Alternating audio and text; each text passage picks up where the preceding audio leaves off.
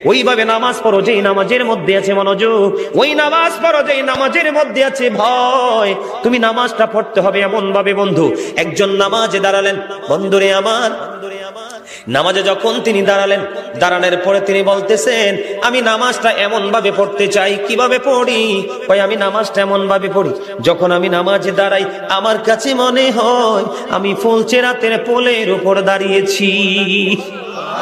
একটু যদি নড়বড় হয় আমি জাহান্নামে নিক্ষিপ্ত হব। তার মানে হলো আমি এতটাই মনোযোগের সাথে নামাজ পড়েছি যেন আমার নামাজটা বিন্দু পরিমাণ কোনো আংশিক ভাবে যেন অগ্রহণযোগ্য বলে আল্লাহর কাছে গৃহীত না হয়। তিনি বলতেছেন আমার কাছে মনে হয় রে এটা আমার জীবনের শেষ নামাজ। আমি এতটা ভয়, এতটা আতঙ্ক নিয়ে, এতটা তাকওয়া নিয়ে নামাজ পড়ি। আমার কাছে মনে হয় আমার পিছনে যেন আজরাইল দাঁড়িয়ে আছে, ডানে বামে সালাম ফিরাতে দেরি রে, আমার কাছে মনে হয় আমার প্রাণ পাখিটা কেড়ে নিয়ে যাবে। আমি যখন নামাজে দাঁড়াই আমার কাছে মনে হয় আমি যেন বাইতুল্লাহর সামনে দাঁড়িয়ে আছি।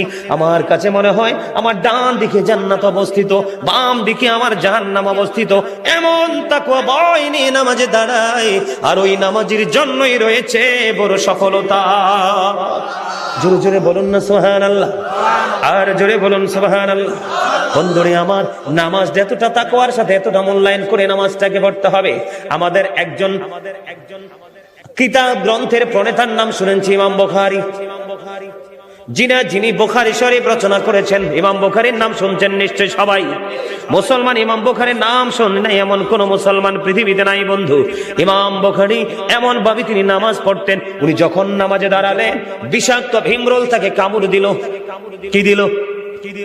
বিষাক্ত ভীমরুল পোকা তাকে কামড় দিল বন্ধু।